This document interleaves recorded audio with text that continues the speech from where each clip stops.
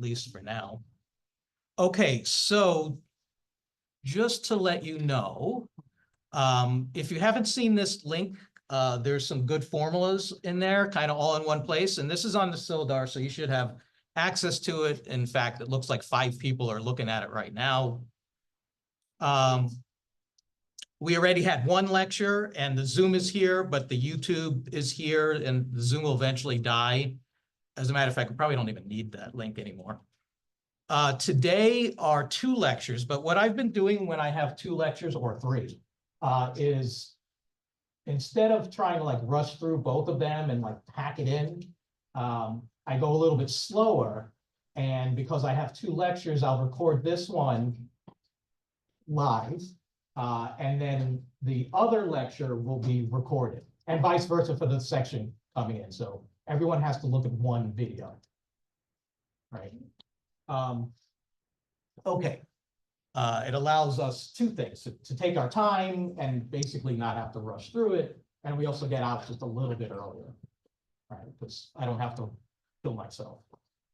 And you guys don't kill yourselves either. Now, in terms of quizzes, first quiz is still a little way off, March 5th, and it's going to cover SID, OID, and alignment, which is basically SID, that's the first lecture, OID, and alignment. So it's going to cover the first 2 lectures, right?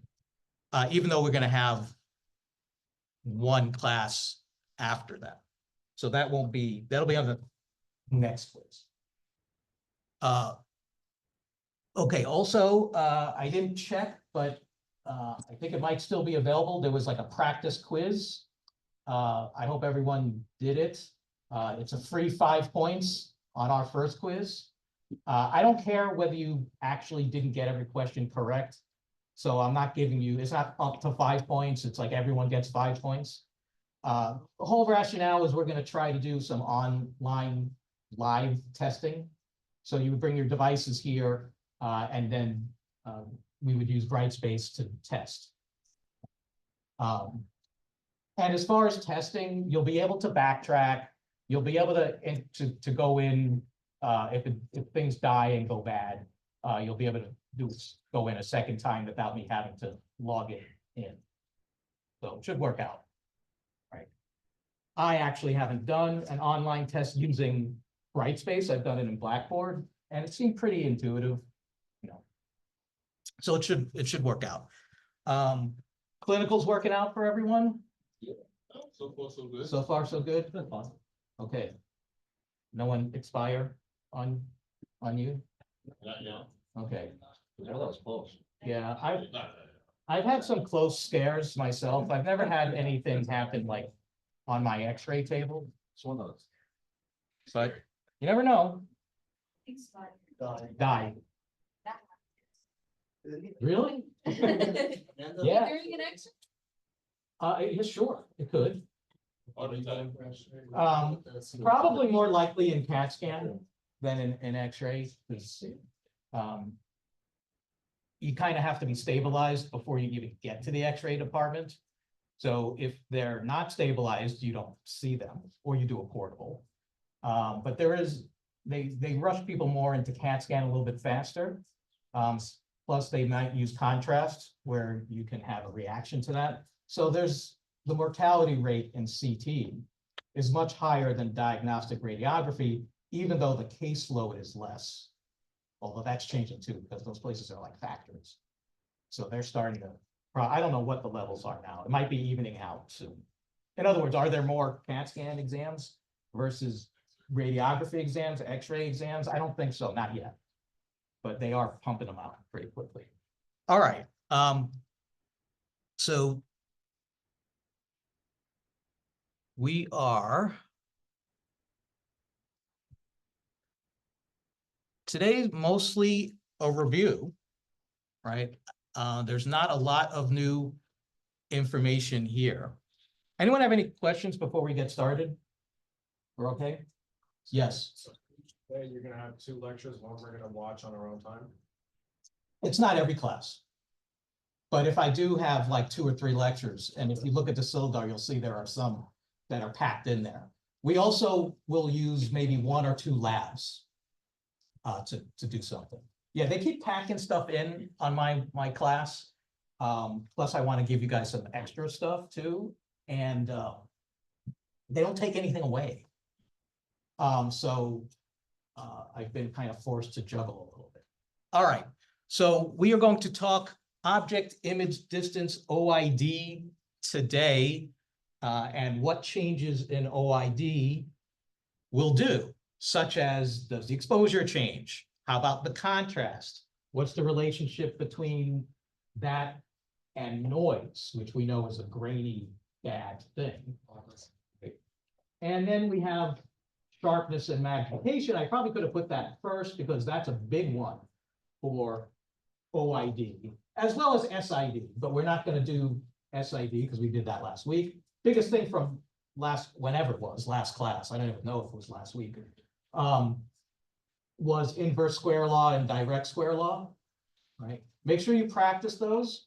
Those are the whole reason we have MAT 1275 in programs, to make sure everyone knows how to cross multiply, basically. Yeah. Gonna be calculated. Yes, you'll get our standard Staples calculators. Yeah, and when you go to take the registry once upon, or in the future, right, not upon a time, but they will give you a whiteboard and an Activist. No, they'll give you a real calculator.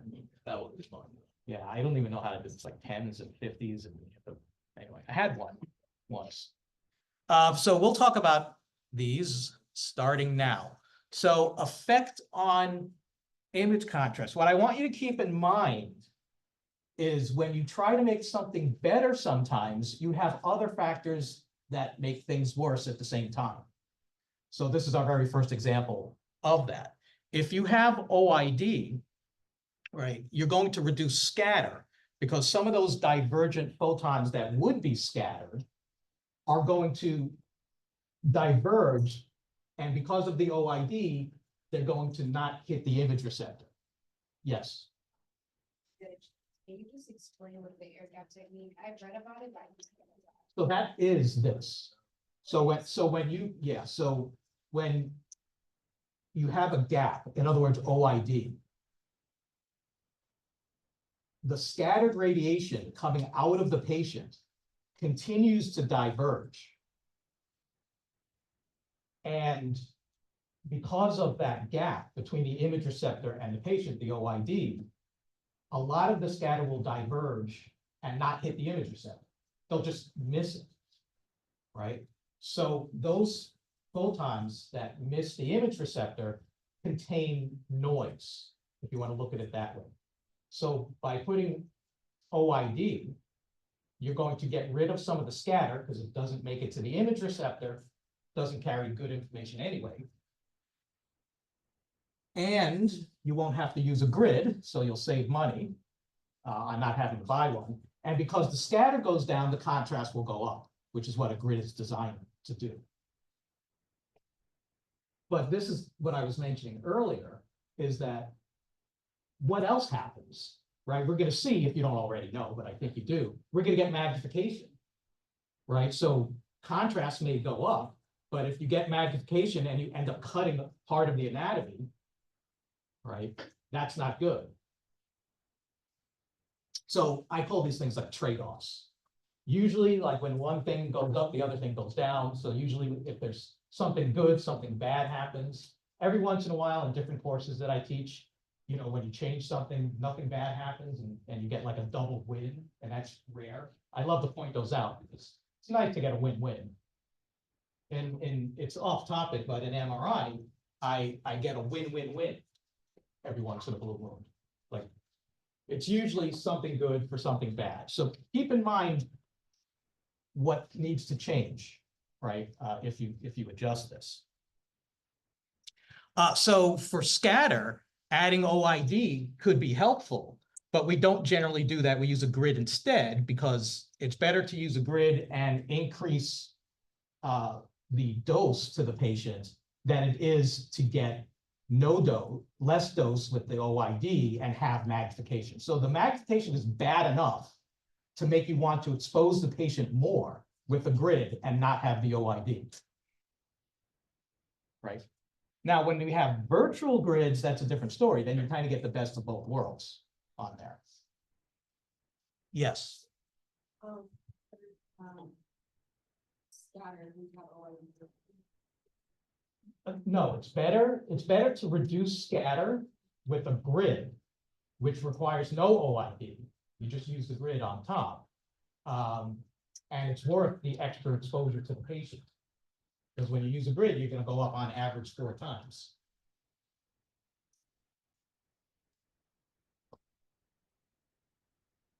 Right. Now, all this is saying is kind of indicating what I just talked about. If you have OID, more of those divergent scattered photons that have sort of misinformation in them, right, contain that noise, just theoretically don't hit, right? So remember, this is just a few little photons that they're showing as an illustration, but we're talking about quintillions of photons that make it out of the patient, even though a lot of them get stuck. So even out of the 2% that make it through the patient, there's still a whole bunch of scatter in there.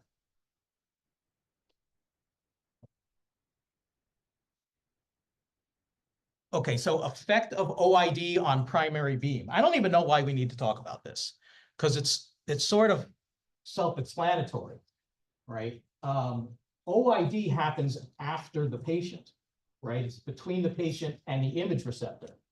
So there is no change to the primary beam, right? Whatever you set in terms of your mass and your KV that affects intensity is going to be that very same intensity, regardless of whether you have OID. You could argue, this is not in here, so you don't even need to write this down, but you could argue that the OID might even create more radiation to the patient because they're being lifted up essentially. So any photons that might have died on the way to the patient, a few of those live because they have less distance to travel to get to the patient. You know, imagine your image receptor is here, patient is here, but if you move them up, right, the primary beam is going to hit them that much sooner. But the actual intensity created at the tube is not changed at all, right? Whatever pops out of, initially pops out of the tube is going to be the same regardless of OID or SID for that matter. Now, where the exposure changes because of OID is at the image receptor, right? Not only because it goes through a patient, but also because of what happens to photons in their mini journey, which might be maybe 5 inches of OID or whatever it happens to be.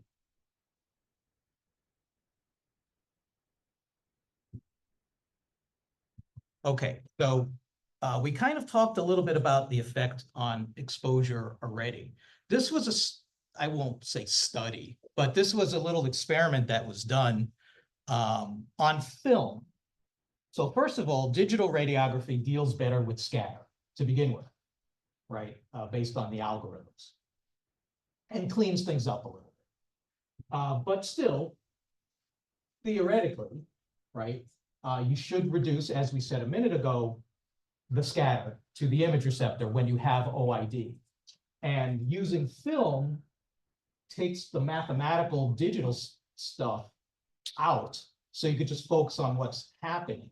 So it's a better example to show you this than an image that was created digitally, right, with either CR or DR. And this is pretty drastic, right?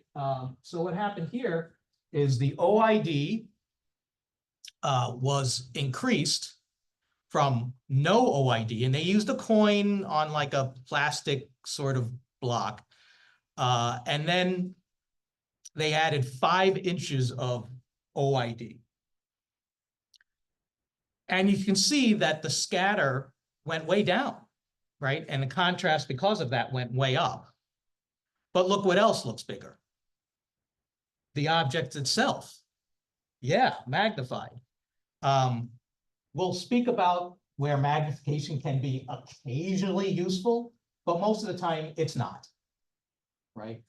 From all of our other classes we've had, we know that magnification may make things larger, but it makes the resolution go down. Right? We're good, right? Okay. So the intensity of scatter reaching the plate is inversely proportional to the square of the OID. For what you want to think about right now is definitely OID will reduce the exposure. Right? The more OID you have, the less exposure you have. It's not, I think this is wrong, actually. It's proportional, but I don't think it's inversely proportional. I'll explain when we get to a different slide, and you'll see what I'm talking about. I know I just confused you, but we'll get to it in a minute. So what is the effect on sharpness, on spatial resolution? Right. We know that when you have OID, your resolution goes down, your spatial resolution gets worse because you get more blur, more penumbra. Right, and that's from the magnification. Right. And we're dealing with OID even when we're trying to reduce OID. So you have what I've mentioned before that's not in this slide, is inherent OID. Like when you do a femur, what's the inherent OID? All the fat and soft tissue around the bone, right? You're not taking the bone out and placing it as close to the image receptor as you could. That'd be painful, right? And probably against the scope of practice. So there's this inherent OID because we all have muscle and skin, right? Maybe you don't have that much inherent OID when you're doing a wrist, right? Compared to, you know, a femur, but it's there. What is here on the slide is the OID that we have whenever we use the bucky, right? So whenever you put the image receptor, whether it's flat panel detector or a CR cassette, inside the bucky, you're going to have, what's it say, 3 or 4 inches, right, worth of OID. Right? You even have OID a little bit in the image receptor itself. If you put a flat panel detector underneath someone, you have that plastic coating. It's probably pretty small, but there are layers to it, and we'll talk about all the layers in other classes. But that's a little bit of OID. Is that plastic? In terms of the OID, Yes. no, because it happens all the time, right? So it's become sort of a standard. That's the whole rationale of why we use 40 and 72, is because that's what everyone uses. And because of that, everyone has an idea of the size of objects, right? Whether it's, you know, conscious all the time or unconscious, we always kind of have an idea, which is why you're supposed to let people know if your OID or SID is way off for what you would normally use, right? I mean, there's also a reason why we do APs versus PAs, right? I was in the lab this morning and they were doing a RAO or a RPO. Well, the first one that I didn't like was having the patient prone, essentially, and obliquing the patient. That's actually putting the spine further away from the image receptor than if they were on their back, right? And someone looking at that, not used to that, because that's not how it's normally done, might see the magnification as pathology, right? Or they might see the pathology as bigger than it is, which might be even worse.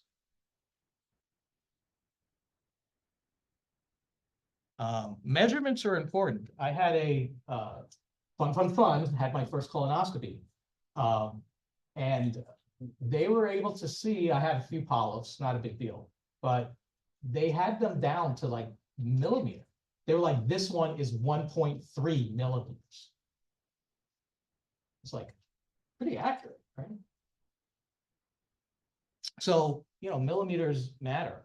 I joke sometimes that if you're gonna put a prosthesis in someone, you know, you don't want them to have like a limp because it's the wrong side.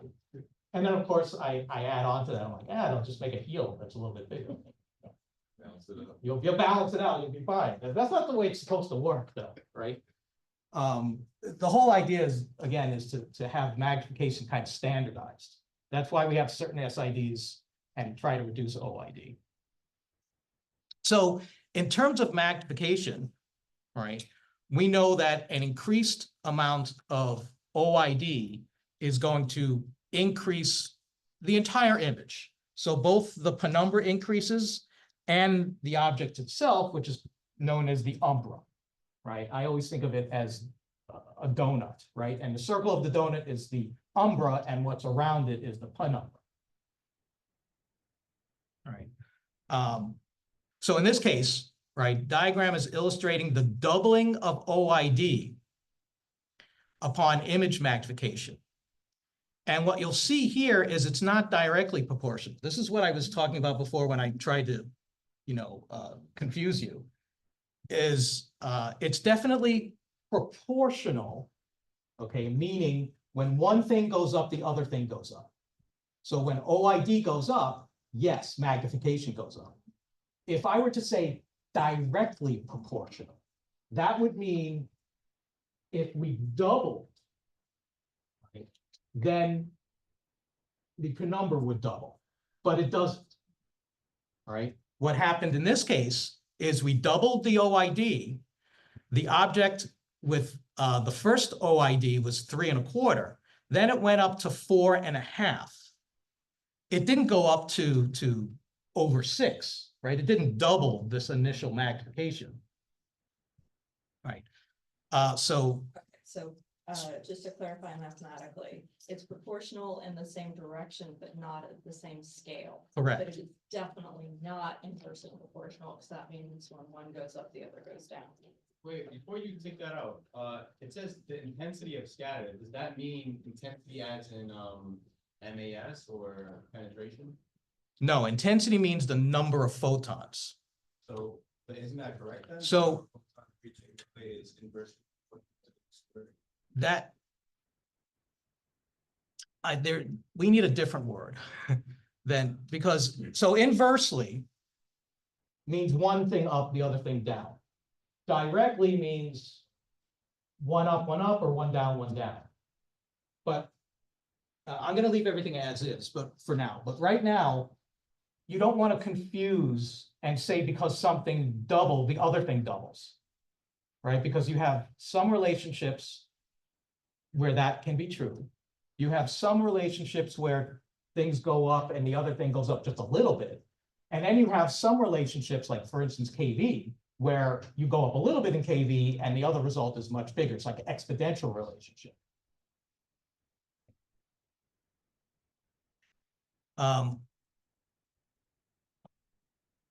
So in this case, right, you can say that it is proportional.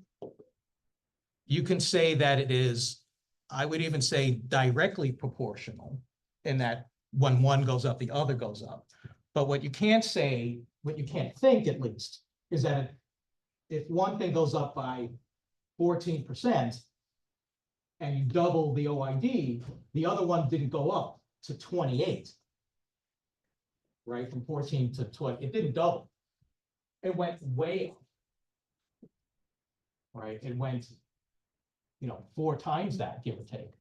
Yes, So this is not very. so it's directly proportional, but it's not where one doubles and the other doubles.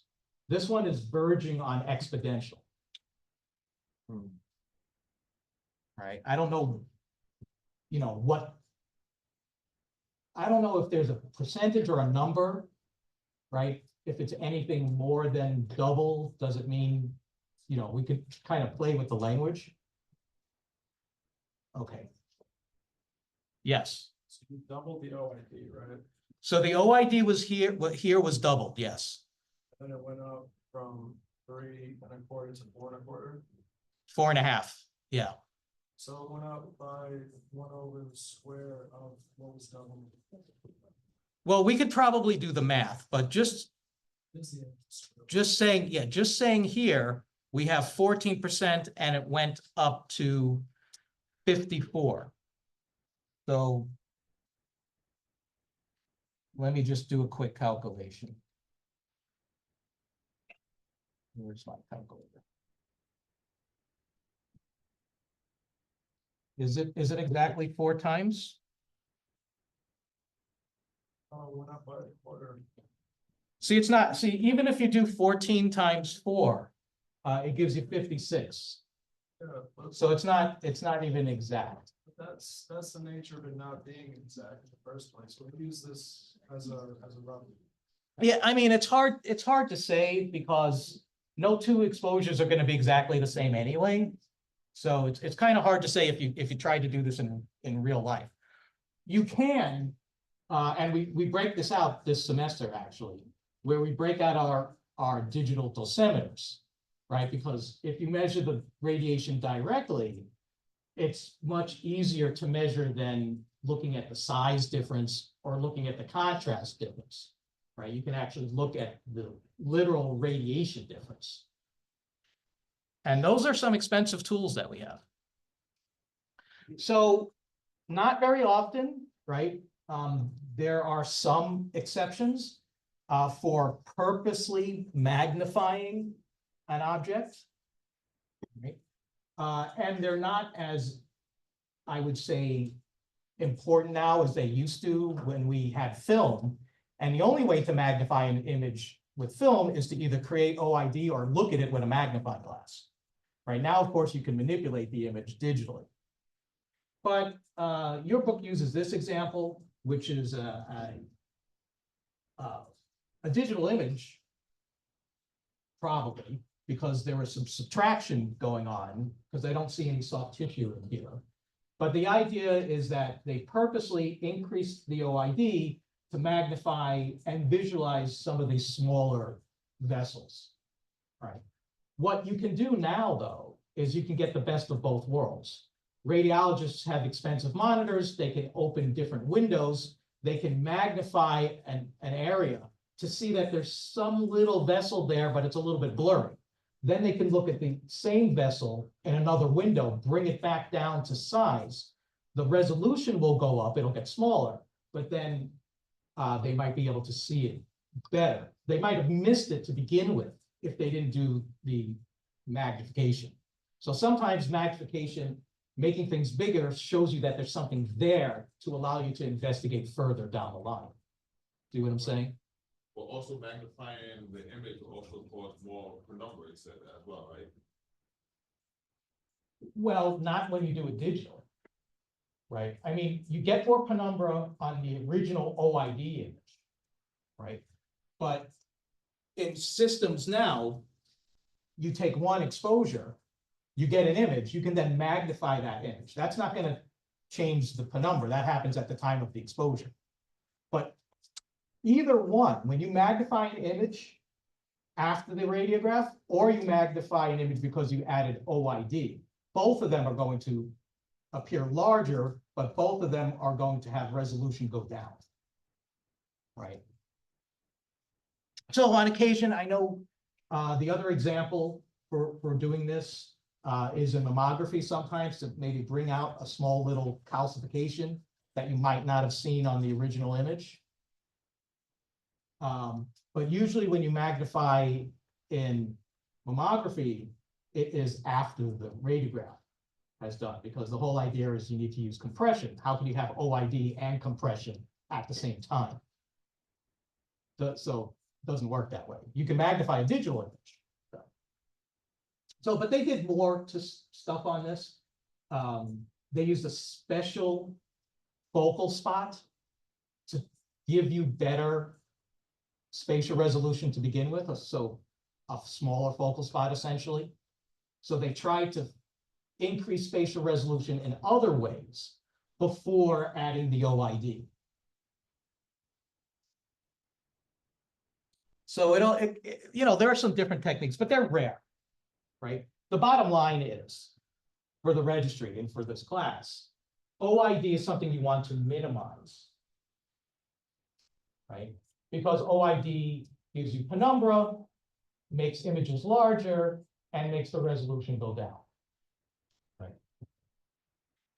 Only time we wanna increase OID or use it is like when we're doing like pathology, try to diagnose like tomography, when we want to see a particular. So, yeah, the only use for OID is generally specialties. And I wouldn't do it in practice unless it was ordered that way. And you shouldn't really have to, because now that we've moved away, far away from film, there's no need to kind of create our own magnification. You can magnification. You can magnify anything digital, right? I think I created a new word. All right, the fun stuff. Don't worry, it really just comes down to the letter M. All this is showing you here. So you have these two similar triangles. What that means is the angles of both triangles, right? XAB, so that's one triangle, and XCD, so XCD. So those are our two triangles, are similar. All that means is that the angles are the same. AB represents an object. So AB is one object. CD is the other object. And you're not going to have to draw this out or really remember it, but all it's saying and sort of proving is that you have a magnification ratio that's based on your SID over your SOD. So if we take an example, right, and I think this is a review, right? You know, if we look at the ratio of SID over SOD, the ratio of 2, for example, would mean that the size doubles, right? Which means you have 100% increase. I gave you $1 and then you get $2. It's 100% increase. So here's an example. SID is 30.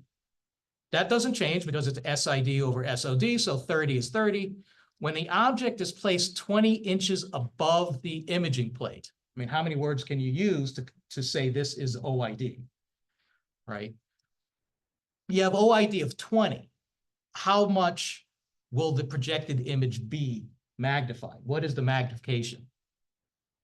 So whatever you do, don't just pop 20 down here as SOD, right? Because that's not SOD. We have to take the SID first minus the OID, right? Which was given, right? So 30 minus 20, 10.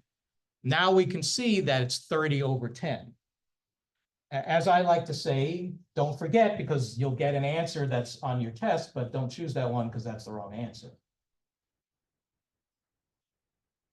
And that's something the registry probably does to you. They pick distractors. They pick choices that are the logical wrong answer. It's kind of, I don't want to say fun, but it's an interesting task to come up with the correct wrong answers, if that makes, or the wrong answers that represent common mistakes. I'm good at Are you? Well, what I tell students for my CT and MRI classes is not only when you get a question right or wrong, even if you get it right, to go over why you got it right and look at the other choices and try to figure out why they're wrong. Don't just move right on to the next thing. Try to figure out why they're wrong, and then you'll learn something from that exercise. So in this case, we do the math, right? Our MA 1275 or less in this case. And we find out that the object is 3 times bigger. That's a big difference, right? That's a big difference. And it could be much, much smaller, right? Depending on if we had much smaller changes. Who's gonna use 20 inches of OID? This is, you know, that's like 1.5 or whatever.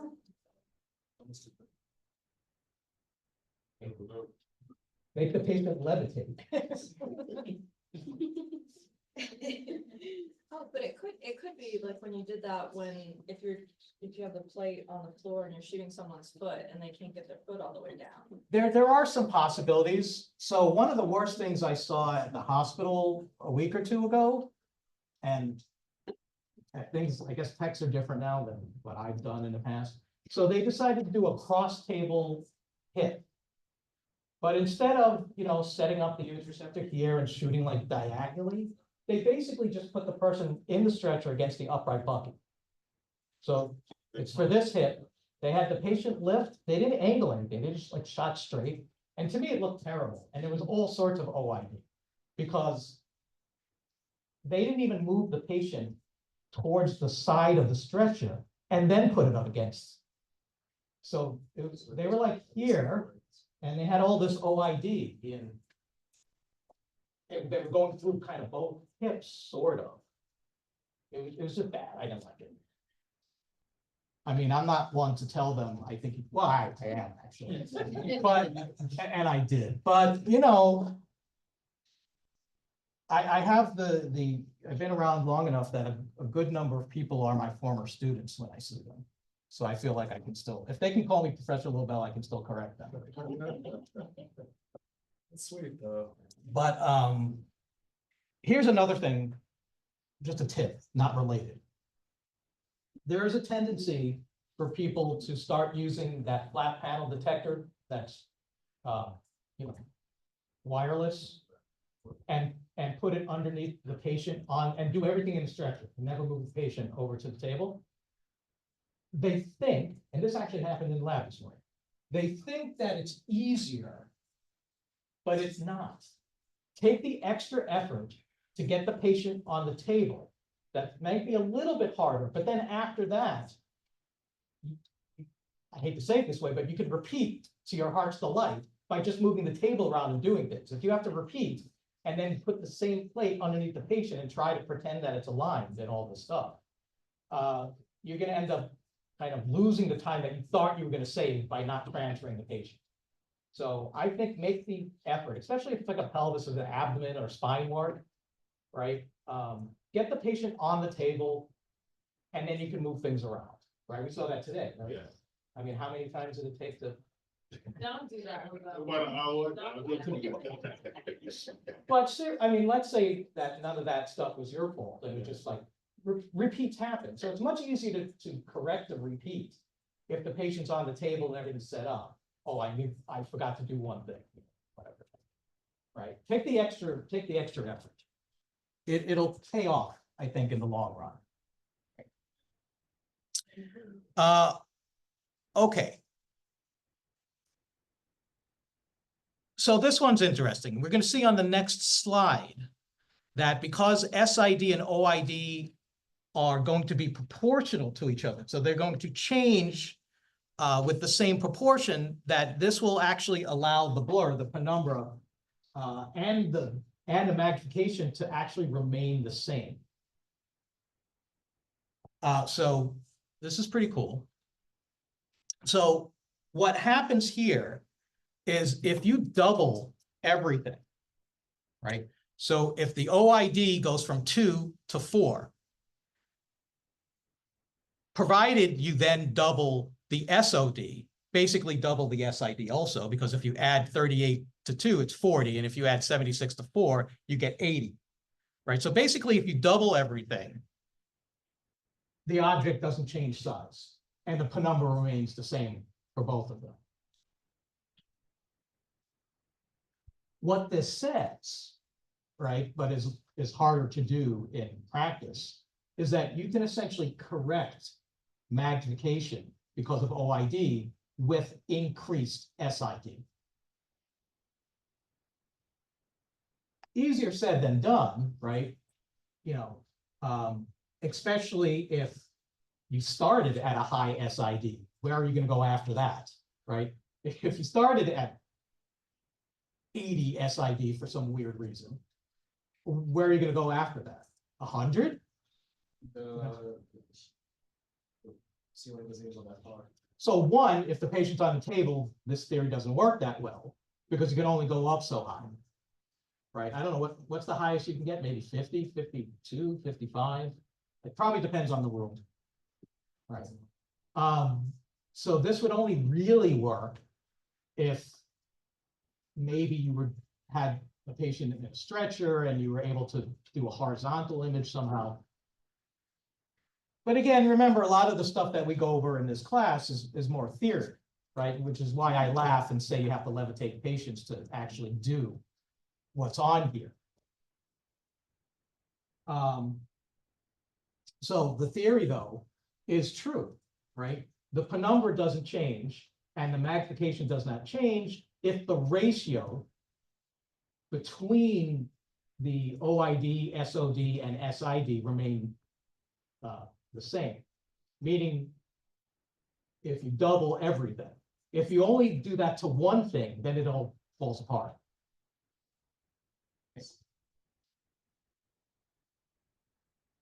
See, again, when are you going to have 4 inches of OID? You don't do elbows like in the air. Now, think about this. A year ago, before you started class, you didn't even know what O stood for. Right? So in the scheme of things, right, we are learning and going through things. Now you're like, who would do that?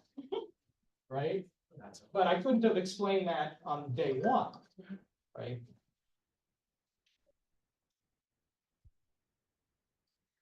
So here is our SOD OID ratio again, where things change, but not so evenly.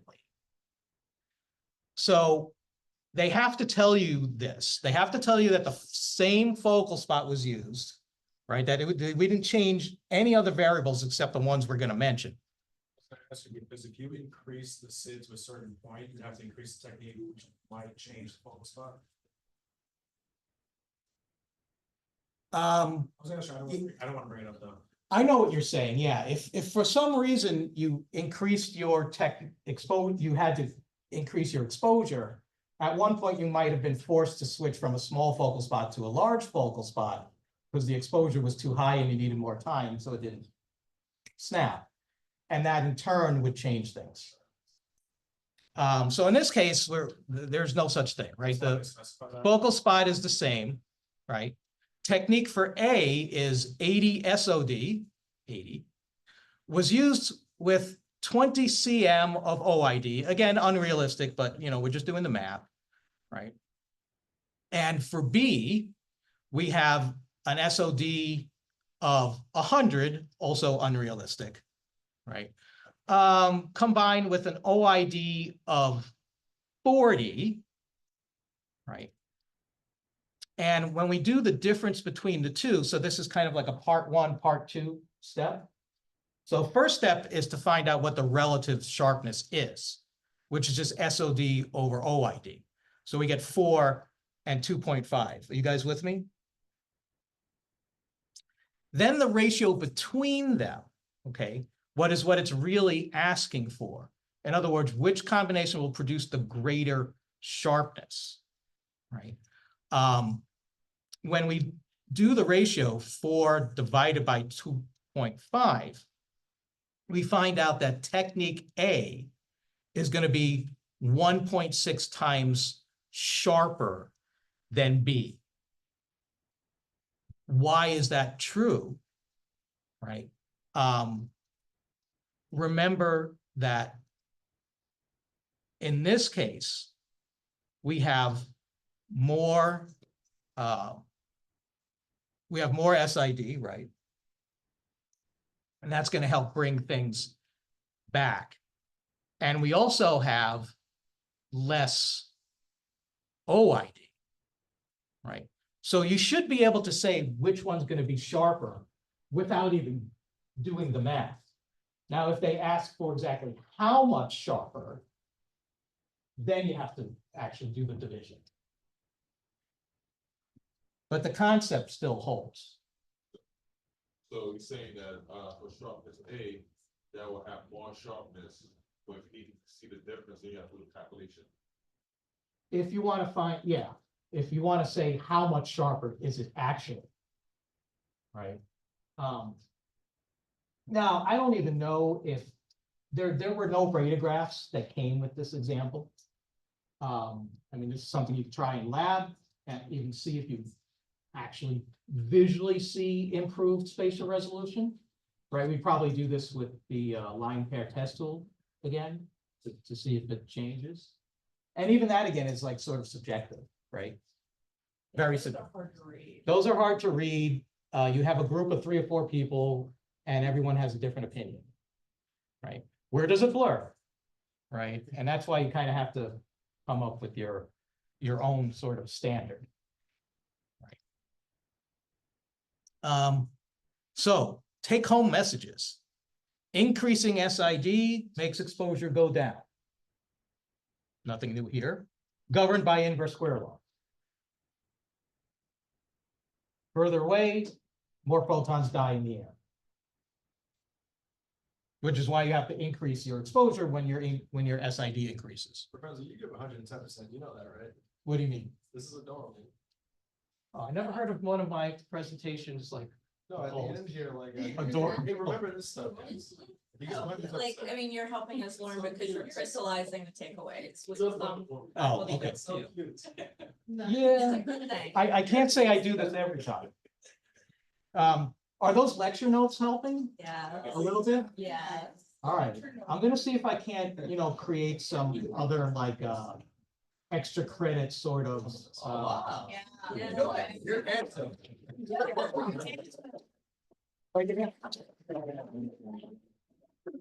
But, You get big points. it's all because I'm trying to learn stuff myself, right? It's mutually beneficial. Think of me as like a mutual benefiting parasite, That, Yeah, like, relationship. yeah, exactly, like the fish that eats the stuff off the other fish or whatever. Barnacles and whales. Is that true too? Did you see the guy swallowed by the whale? Yeah. Yeah. Yes.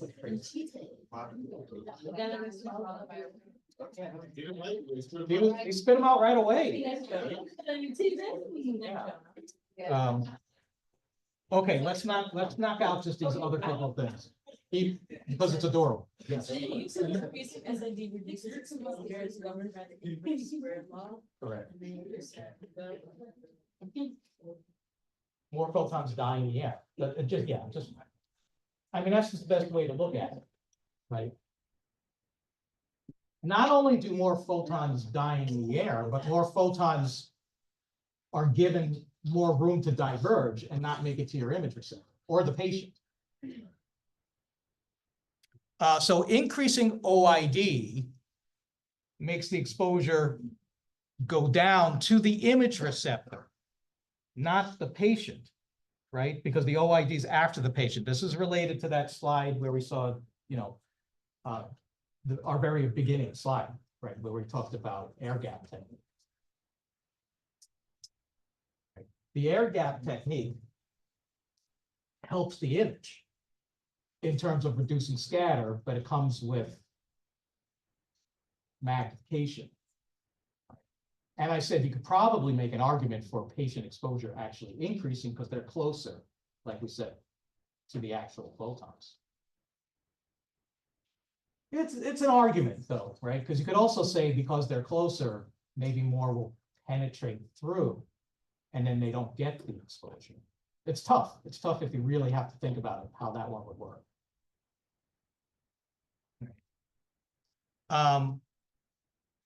So exaggerated loss of exposure when both distances are increased. So imagine you're the image receptor.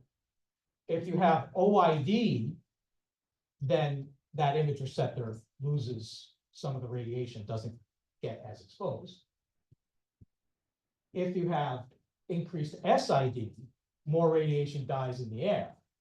So that one's kind of like a double whammy. If you have OID and increased SID, then you really run the risk of noise, for sure. Right. because you have to maintain a certain exposure. So in clinic, people are doing all sorts of things that I don't like.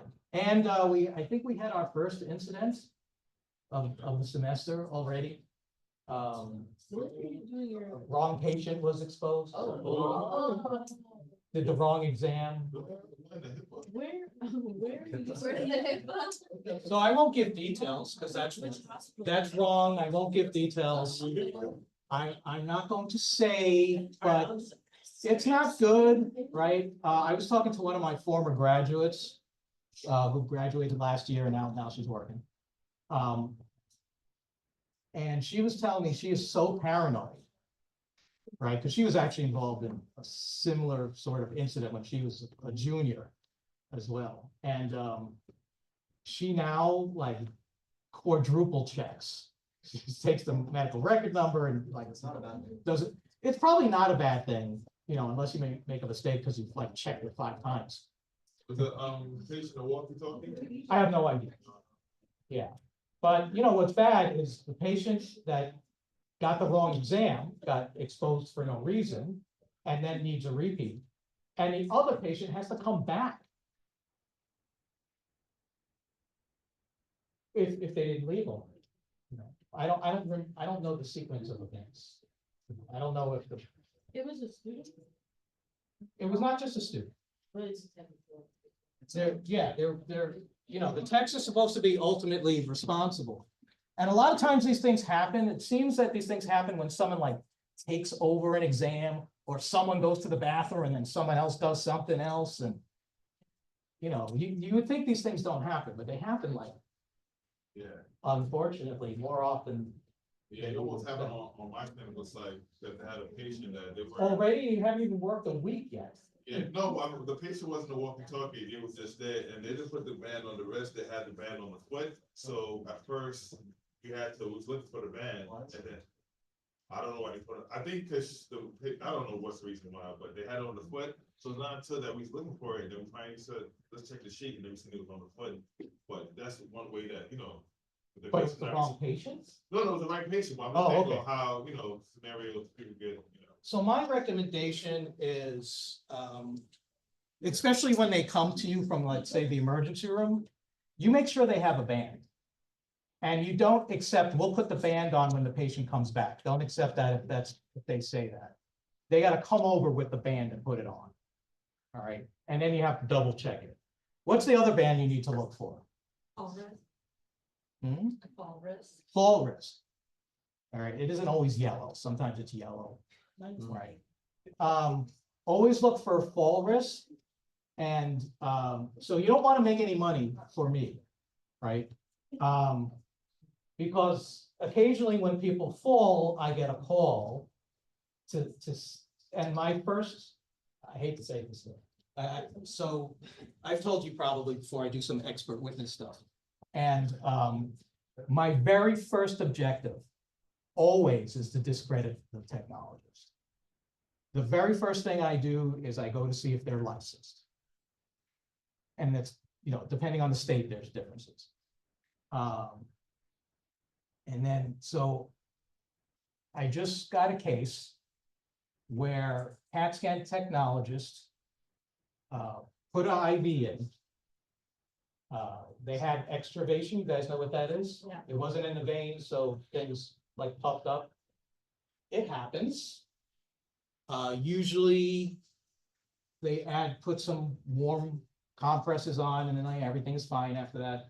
But in this case, somehow patient's distal bicep tore. This is super rare. I don't think they have a case actually. But it was here. And this door? Well, it was up here, Oh. right? So, But right there, but- yeah. So bicep is over here. Well, I might have done that, but I meant that. And, you know, the first thing I checked was, you know, is the technologist. So IV certification varies from state to state. In Florida, you don't have to be IV certified. New York State is pretty strict on like everything. We actually have the first license in the country in New York State. The very first X-ray license. And to this day, not every state, do you need an X-ray license. And states are unwinding their licensures. There's a whole lot of, State. stuff happens, Yeah, it's going on right now. right? And it also depends on what you're doing. Like mammography, you have to be certified even in a state that doesn't certify you for radiography, interestingly enough. So there's a little different subcategories. But first thing I do is I check to see if, you know, the person's licensed. And then, you know, I look at the literature and find out, you know, is this like common? So it's a malpractice suit, right? The next one that I might be on is representing the hospital, right? Against malpractice. I'll take money from either side. So I just go with the facts, right? But to get back to where why I started this is I can't tell you how many people get stood up for a chest X-ray when they come in a stretcher with full prevention, and all the technologist does is ask the patient, can they stand? Happens all the time. And sometimes most of the time, they get lucky because they're standing for what, a minute? But you never know, right? If you look at things on not worldwide basis, but if you look at the amount of times things happen, people are falling and it happens. So another case that I was on, a patient fell, and what do you think my first thing to look for was? Did the patient have fall prevention? And I'll go after the tech sometimes, but I'll indirectly go after whoever was supposed to put that. There's like a fall prevention little test that is done to see if you get one of those bracelets to begin with, which is kind of like a common thing, right? So don't make any money for it, right? It's okay. You know, I got a full-time to do it. If you have a patient, is tell the tech, this person has a fall prevention band. What you could do is ask the tech, what does that fall prevention mean? Do you need to get it authorized by someone else if you are going to stand the patient up? Because patients may have this band on, but they're in the rooms later on and they walk to the bathroom. They're a risk, but not like 100% risk. You know, as soon as they get up, they fall. And I don't know what they do for those kind of patients. Give them 3 bands? I don't know. So it's a kind of gray area sometimes, but if a technologist stands a patient up, right, and they fall, and they had a fall prevention on, they're gonna lose. I don't care if you've gotten away with it like 100 times. I will say, I've said this before, and written down something similar to your stock price may go up, but just because in the past it always had, does not yield future results to be the same. Right? So I will say, this is an exam that could have been done in the stretcher. Right? Especially if it's like a chest X-ray. Fall prevention was either missed or not seen because I'm never actually there to have the stuff happen like literally in front of me. And that's kind of what you go with. So you got to be careful, right? And don't assume like just because you've been working in the field for a long time or the technology's been there a while, that nothing bad is ever going to happen. So all we can do is try, right, our best. All right, we are all set. Any questions while I still have this on? Yes. Question is about the twofer that you're doing. So is it that you're going to be recording one of your at-home lectures for the second one and you'll be delivering this one twice to us in the next group? Or is it that you're delivering the second lecture to them? So we will get like, you know, crisscross.